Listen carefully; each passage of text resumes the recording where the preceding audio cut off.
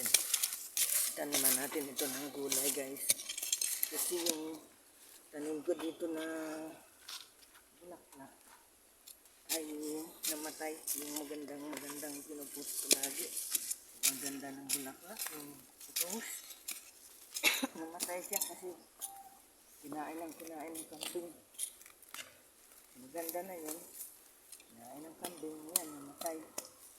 Kaya tanggalan ko na lang siya ng damo. Taniman ko ng gulay. Maganda pa yung gulay. Mga kapakinabangan ako.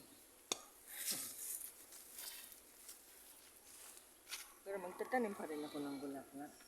Yan sa kabila ng bahay. Yan o. Yan, sa bahay ko. Yan. Pag-aayos na yan. Taniman ko yan ng bulaklak. So yan lang guys, at umuulan. Thank you for watching.